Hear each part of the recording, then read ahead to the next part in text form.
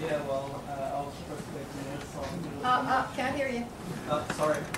So participate in some field from Montreal. Also work with getting Wi-Fi, and we've been having work group for mesh network for quite a while, and it's still the same thing. It requires a lot of technical expertise to deploy, a lot of money, and for like anything.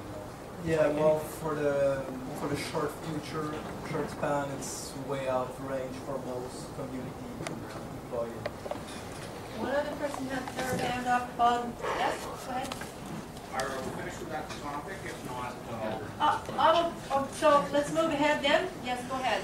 Do you want to talk, do you have some ideas around moving ahead as far as Michael, you talked about when you talked to the Senate, you said one of the other things on the agenda was wireless, and there's a couple of obviously links, and we just had one of them in terms of spectrum reform, but the other one is clearly the impact of this infrastructure in terms of our own commercial competitiveness going forward. If we have a role to play in the post-industrial renaissance, or whatever we're going to call it, one of the miracles, I believe, is that RIM has been so successful given that the community it comes from is probably 10 years behind the curve in terms of many of the markets it deals with in terms of wireless infrastructure. So I'd be curious as your comments about the impact of the issues we're talking about today from a purely commercial and international competitiveness standard for Canadian business. Yeah, no, I think that's a great point. I actually think the Industry Minister Clement's been pretty focused right now on digital strategies, and much of it is being driven by that precise concern. And I know that, a number of times when I've done pieces that focus on the situation for wireless in Canada, for example, there's a lot of attention to our high data pricing when the iPhone first made it into Canada, and a lot of talk about how we simply weren't competitive. I think it crystallized for many people just how bad things were. And the number of software engineers and smaller software companies who indicated that the Canadian market simply wasn't a viable market in which to innovate. Because the pricing was just far too high, and so that if you were thinking of bringing a new product to market or service to market, you just weren't going to do it here. And so there were some who were still willing to do some of the R&D in Canada because they thought there was talent, but increasingly you see that shifting away too.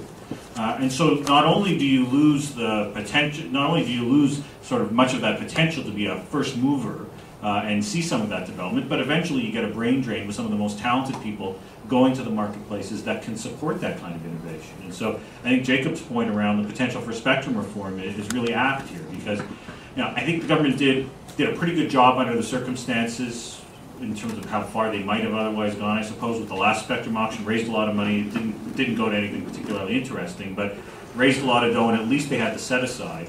But the next time really is the big one. And I think that was recognized in the United States as well, partly because it's because it's very good spectrum, partly as well because the U.S. now has begun to move towards some of this openness as well. And we at a minimum ought to meet that, but I think we ought to try to exceed it as well to make us sort of a sandbox where companies might say Canada's the place to try to innovate because they've created the kind of framework that really facilitates it.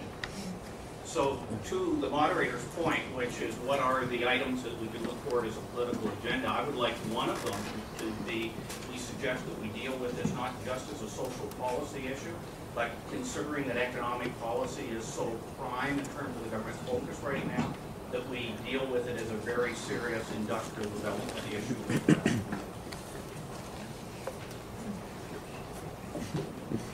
I think that's a really good point, and I've heard that point a lot in people I've talked to, that we need to do it from there.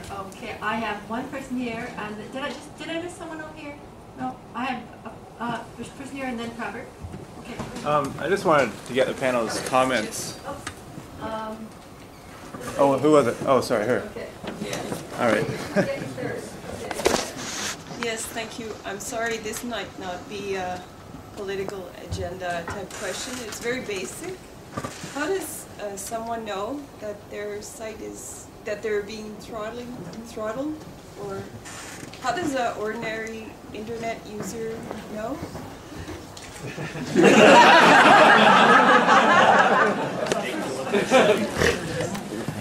Short answer. Apparently they had an objective to give that to me. the basic way to look at it is there are certain websites, certain download types, they call it P2P, which in generally you're looking at BitTorrent.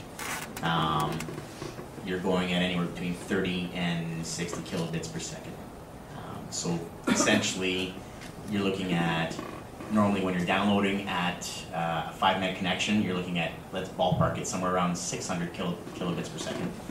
And so when you're, kilobytes per second, when you're actually doing the throttling, it goes down to something like, what is 25. it? 25? Okay. Yeah, so, and it's very, very, very steady. And if you want to get a good idea, try it from about 4:30 till about 2 a.m. That's when it happens. And that's when it impacts everyone. Jacob has a point here. Just on that point in particular, Google has partnered with internet researchers on a global basis to develop a tool. These are not Google-developed tools, but we've helped supply some of the infrastructure, called Measurement Lab, which are tools for researchers and for consumers to understand better the service they're getting on their home broadband connection. So if you go to, I don't remember what the address is, but you can Google it. I'll be here all week, try the veal. Measurement Lab provides a number of tools that help you understand better your broadband connection. Awesome. I recognize Premier down here. Just a clarification for the rest of the audience of what Jacob meant by spectrum reform. 30 seconds? Yes. This is what is known as the digital television conversion. Premier, maybe you should take the mic. This is a very important issue here. Yeah. Mind you, I'm not making a comment. I'm only clarifying an issue. This is known as the digital TV conversion. We are converting from analog broadcasting of television to digital. The United States has already made this conversion, and in fact the cutoff date was February, it was extended to June and so on. And in Canada, that conversion will take place in 2011. So the question is, what happens to the spectrum that is released? Because analog broadcasting requires much more spectrum than digital. And logically you may say, all right, leave it with the broadcasters. That's not really happening. Or you can say that reform it. In other words, let it be auctioned to the highest bidder and so on. And there's a very precise timeline for this. Our conversion will take place in 2011, which means that the auctions must be held in 2010. So if you want to work on this as a public policy issue, the time to start is now.